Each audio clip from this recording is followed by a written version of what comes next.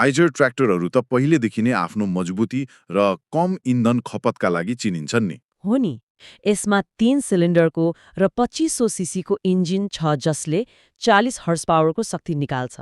अनि पिटिओ अर्थात् power take अफसँग सम्बन्धित उपकरणहरू चलाउन पनि सजिलो हुन्छ होला। पक्कै पनि। अब यसको गियरबक्सलाई हेरौँ। यसमा 12 फरवर्ड र 3 रिभर्स गियर भएको पार्शल कन्स्टेन्ट मेश ट्रान्समिसन प्रणाली राखिएको छ।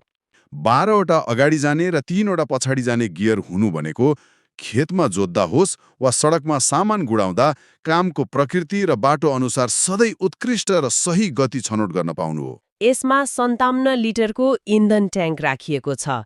के यो 57 लिटरले दिनभरिको कामलाई पुग्ला त? मजाले पुग्छ। अनि यसको बाहिरी आवरण पनि निकै आकर्षक छ। डिजी नेक्स्ट ड्यासबोर्ड, बलियो ग्रिल र ऱ्याप अराउन्ड हेडल्याम्पले यसलाई सुन्दर बनाएको छ। तर मलाई सबभन्दा मन परेको पक्ष भनेको यसको एर्गोनोमिक डिजाइन हो।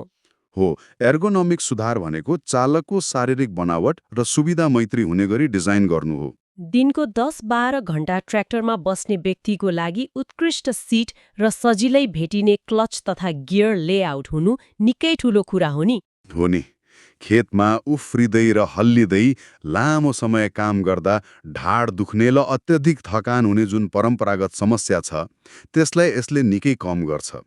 यो प्रिमियम स्टाइल र आरामको एउटा उत्कृष्ट संयोजन हो।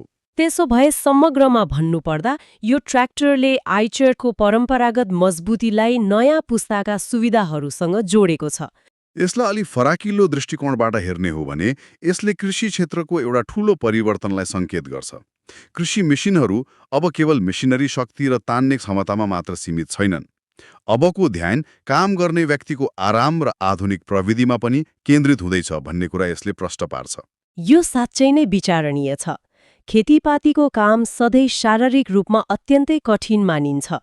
घाम, पानी र माटोसँग पौठे जोडी खेल्नु सामान्य कुरा होइन। यसले एउटा महत्त्वपूर्ण प्रश्न खडा गर्छ। जब आइचर प्राइमाजी 3 जस्ता ट्र्याक्टरहरू यसरी नै प्रविधि मैत्री र चालकका लागि अधिकतम आरामदायी बन्दै जान्छन् के यसले आगामी दशकमा कृषि पेसालाई शारीरिक रूपमा कम चुनौतीपूर्ण बनाउला र के यसले परम्परागत खेतीपाती गर्ने शैली र किसानको समग्र जीवन स्तरमै क्रान्तिकारी परिवर्तन ल्याउन सक्ला? यसबारे सोच्न निकै जरुरी छ।